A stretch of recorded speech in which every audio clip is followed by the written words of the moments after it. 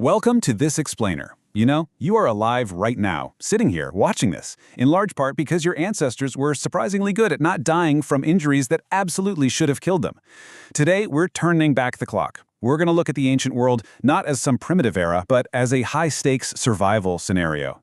It's basically where medical history turns into a fascinating scientific detective story, a look at how human intelligence operated brilliantly, totally without the theoretical frameworks that we rely on today. To understand just how remarkable our ancestors were, we really have to establish the stakes here. Imagine a world where a simple paper cut could literally be a guaranteed death sentence. For most of human prehistory, we had no antibiotics, no sterile dressings, and definitely no emergency rooms. The most dangerous part of an ancient wound wasn't actually the wound itself, it was what came after. Sure, you could survive a brutal lion attack, but that meant absolutely nothing if you died 2 weeks later from a bacterial infection you couldn't even see. That was the lethal, delayed trap of the ancient world. Which brings us to Chapter 1, The Invisible Enemy. Okay, let's dive into this. How did early humans successfully fight off and manage complex bacterial infections, sepsis, and gangrene without having any concept of what a germ actually was? I mean, they didn't know what bacteria were or what an infection was in any sort of mechanistic sense, but they could see the results. They observed what worked. And the timeline of this medical ingenuity pushes back much, much further than most people realize. We aren't just talking about a few thousand years ago. No way. We're looking at evidence of medicinal plant use by Neanderthals 60,000 years ago, complex surgical amputations 31,000 years ago, and structured clinical trauma texts from 3,000 years ago. It's mind-blowing. Moving on to Chapter 2, Nature's First Aid Kit.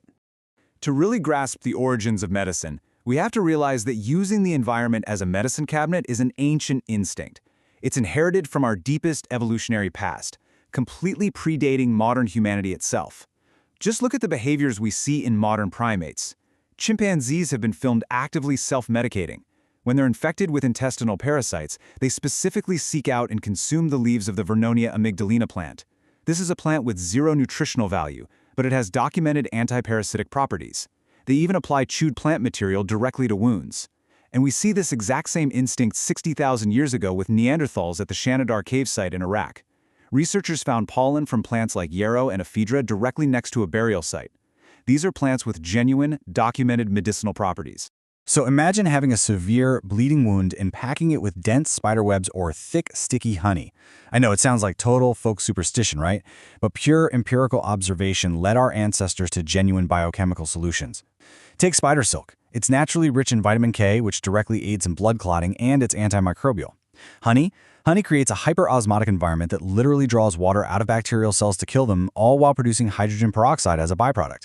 Yarrow, which legend says Achilles used on his soldiers at Troy, actually has proven hemostatic properties. They had no idea about the biochemistry, but they knew for sure that it worked. That takes us to Chapter 3, Ancient Surgical Miracles. Now, we're shifting from basic natural first aid to deliberate, highly complex surgical interventions. And keep in mind, these were performed with nothing but sharpened stones. In a cave on the Indonesian island of Borneo, researchers found a skeleton dating back at least 31,000 years. The visceral, shocking reality of this discovery is that the individual's lower left leg had been cleanly amputated. It wasn't torn off by an animal or crushed in an accident.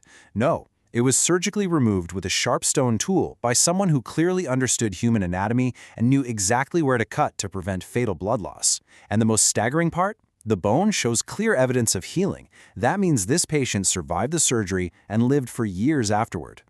And amputations weren't the only major procedures. We also have trepanation, the deliberate surgical drilling or scraping of holes into the human skull. This is actually the most widespread ancient surgical procedure documented. It's been found on every inhabited continent and dates back over 7,000 years. It was likely a blend of ancient medical intervention, maybe an attempt to relieve intracranial pressure from a severe skull fracture or bleeding, and spiritual ritual, basically creating an opening for spirits to enter or exit, essentially giving your demons some literal fresh air. But whatever their reasoning was, you just cannot argue with the results. The survival rate for ancient skull trepanations at some sites is estimated to be over 50%. We know this for a fact because the skulls show healed bone growth around the openings. Doing this without sterile conditions, without modern anatomy, and having half the patients survive, that proves this was genuine, developing competence. It wasn't just occasional luck.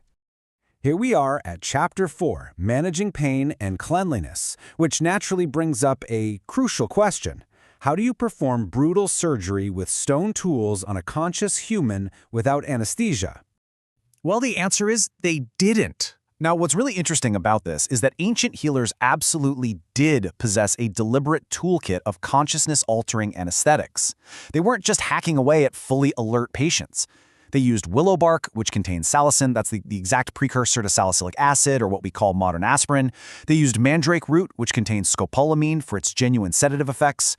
Opium and cannabis regularly appear in ancient Egyptian, Sumerian, and Chinese medical texts. They were actively and intentionally managing the pain problem. Beyond pain, they had to manage cleanliness. They practiced wound irrigation, flushing out debris with very specific liquids. They used water, sure, but they also used wine, vinegar, and even fresh urine. And, okay, before you cringe, urine is actually sterile when it's fresh. By applying these specific liquids, they created environments that were incredibly hostile to bacterial growth. Flushing a wound with wine introduces alcohol.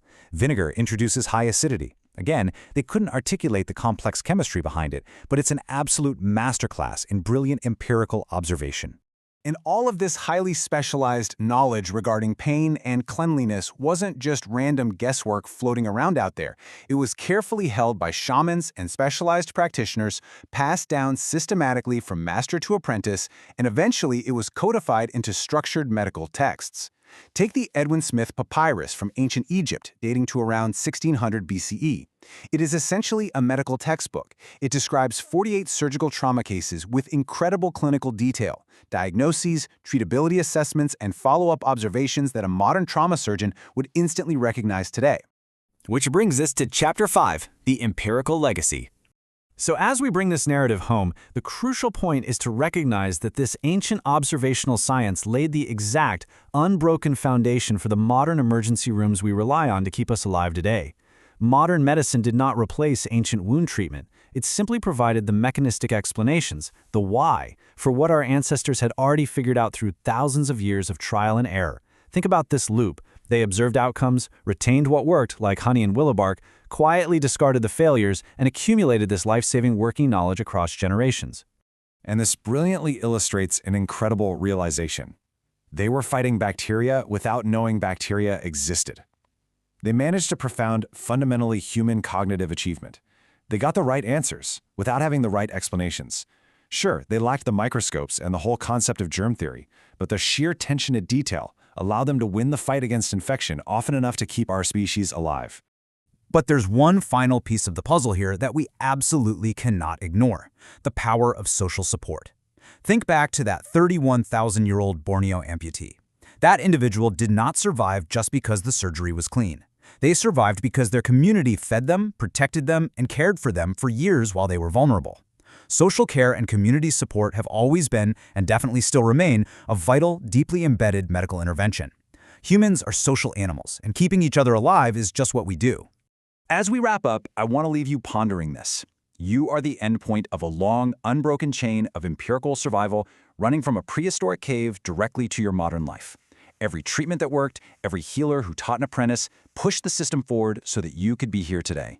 So, looking ahead, who is going to inherit our current medical knowledge in another 31,000 years? What will they think of our practices today? Thank you so much for joining me for this explainer. Stay curious, and I'll catch you next time.